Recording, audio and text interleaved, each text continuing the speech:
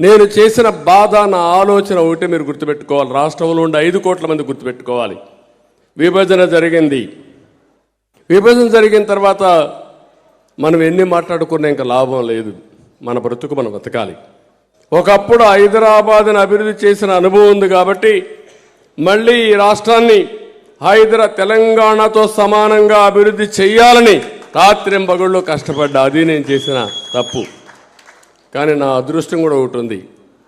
నేను ముఖ్యమంత్రి అయిన తర్వాత 10 ఏళ్ల తర్వాత రాజశేఖర రెడ్డి ముఖ్యమంత్రి వచ్చాడు.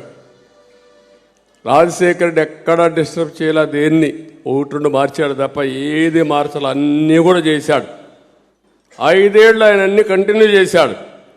తర్వాత వచ్చిన రోసయ్య కంటిన్యూ చేశాడు, కిరణ్ కుమార్ రెడ్డి కంటిన్యూ చేశాడు, చంద్రశేఖరరావు కంటిన్యూ చేశాడు, ఇప్పుడు రేవంత్ రెడ్డి కూడా కంటిన్యూ చేస్తున్నాడు.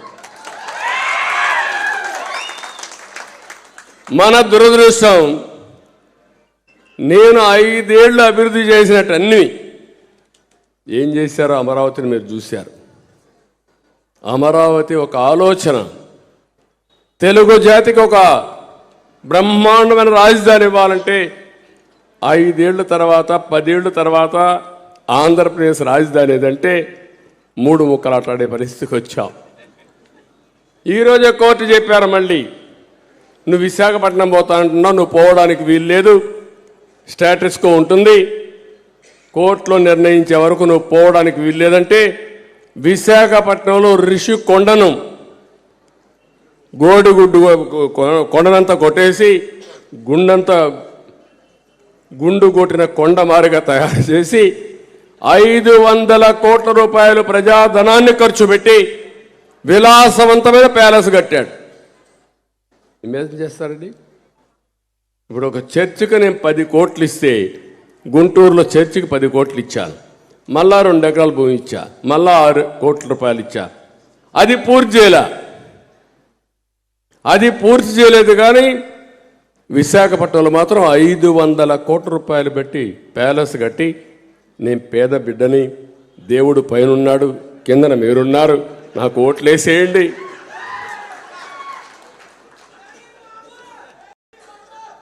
మీరు ఆలోచించండి. నేను విమర్శించడం కాదు, ఇది దేవుడు ఇచ్చిన సందేశాన్ని కూడా మనం అపహాస్యం చేసి అవుతాం ఇలాంటి వాళ్ళని సపోర్ట్ చేస్తే. నా కోసరం కాదు, నేనేం శాశ్వతంగా ఉండను ఈ రాష్ట్రంలో, లేకపోతే ఈ దేశంలో, లేకపోతే ఈ లోకంలో. కానీ నా బాధ, నా ఆవేదన, మన భావితరాలను మనం కాపాడుకోగలుగుతామా, మనుగడ ఉందా లేదా అని మిమ్మల్ని ఆలోచించమని చెప్తున్నాను తప్ప ఇంకోటి కాదని చెప్పి కూడా నేను మీకు తెలియజేస్తున్నా. ఇలాంటి తలిచినప్పుడు ఆవేశం, కోపం అయితే మళ్ళా సభ్యత, సంస్కారం అడ్డం వస్తాయి.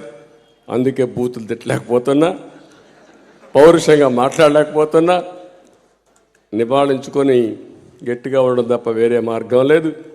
కానీ అందుకే ఒక మాట చెప్పాను, మంచి చేస్తే అందరికీ మంచి జరుగుతుంది, చెడు చేస్తే కూడా చెడు కూడా అందరికీ వస్తుంది.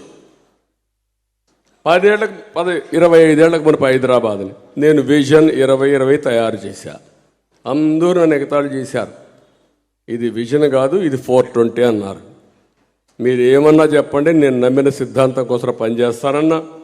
ఈరోజు అందరూ అంటున్నారు శబాష్ అంటున్నారు. ఆ రోజు నన్ను విమర్శించిన నోళ్లే ఈరోజు నన్ను పొగిడే పరిస్థితికి వచ్చారు. ఇక్కడికి వస్తే 10 ఏళ్లకు మునుపు నేను ప్రారంభించేట అన్ని విధ్వంసం చేసేశారు. దీనివల్ల ఏమైంది? రాష్ట్రానికి ఆదాయం పోయింది, వ్యవస్థలు నాశనం అయిపోయినాయి. ఉదాహరణకు మీరు నేను చూస్తే తుఫాను వచ్చింది. తుఫాను కానీ కరెక్ట్గా కానీ ఎప్పుడు కూడా మనం గుర్తుపెట్టుకోవాల్సింది, కరువును నివారించే అవకాశాలు ఉన్నాయి నదులు అనుసంధానం చేస్తే. తుఫాన్ నివారించలేం, కానీ తుఫాన్ యొక్క ఇంటెన్సిటీ తగ్గిస్తాం. అదే నేను చేసే ఉదూ తుఫాను వస్తే ప్రాణ నష్టం, ఆస్తి నష్టం తగ్గించి 10 రోజుల్లో మళ్ళీ మామూలు వ్యక్తులుగా చేశాం. అది క్రైసిస్లో ప్రభుత్వం యొక్క విధానం, సుపరిపాలన. అదే నిన్న వస్తే తుఫాను వస్తే మీరు చూస్తే మొత్తం డ్రైన్స్, మురుగునీరు పోయే కాలువలన్నీ మునిగిపోయినాయి. ఎక్కడికక్కడ నీళ్లు పోయే పరిస్థితి లేదు. అదే మరి కాలువలు చెడిపోయినాయి. మొత్తం నీళ్ళు వచ్చి 4 రోజులు 3 రోజులు మొత్తం కూడా పొలాలన్నీ మునిగిపోయి ఈరోజు రైతాంగం మొత్తం నాశనం అయిపోయారు. ఒక్క నిర్ణయం, ఆ మురికి కాలువలు సరిగా చేసి సకాలంలో రైతాంగాన్ని అలర్ట్ చేసుంటే ఇప్పుడు జరిగిన నష్టంలో కనీసం 70% నష్టాన్ని అరికట్టే పరిస్థితి ఉండేది. ఆ ఒక్క నిర్ణయం.